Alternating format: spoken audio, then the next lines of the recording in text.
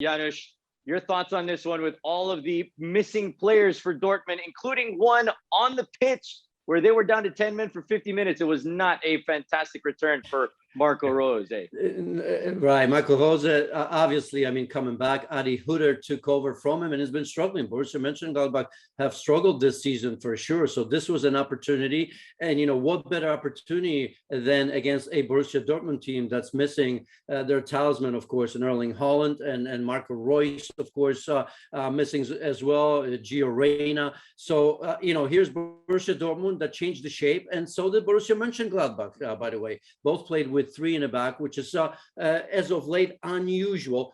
Look, I mean, my first thought when I was watching that, it was like, this is what life's going to be like without Erling Haaland. They had Borussia Dortmund had no point of reference, didn't look dangerous.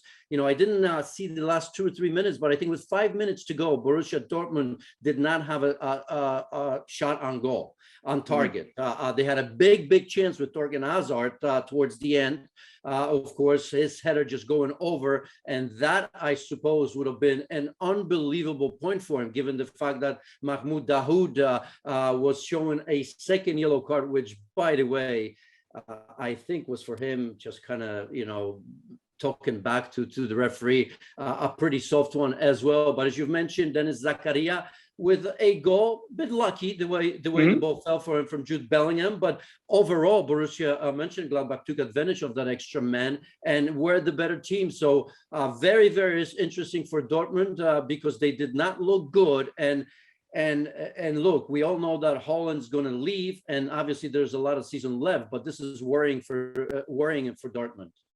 Yeah, that was exactly where I wanted to go next. If this was a glimpse of what Dortmund's life would be when and if Erling Haaland leaves, without Marco Reus there as well, who is the person that should be next up for Dortmund in this case?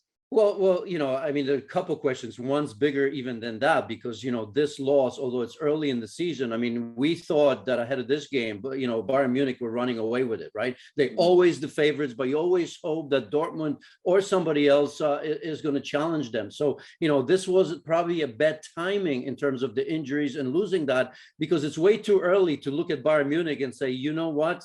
It's over. Of course, it isn't, but it looks that way. And this is a Bayern Munich team that at this moment doesn't even look like the great Bayern Munich teams of all times yet. So imagine if they put it together. So look, they will have Erling Haaland for the rest of the season here. I think they'll worry about who's going to replace him as they're getting ready this season to sell him. I'm sure they're going to be looking for somebody that's somewhat close to him. But at the moment they had really no answers because you look at Moukoko. I mean, he certainly wasn't going to be the player that, if you will, replaces him at the moment.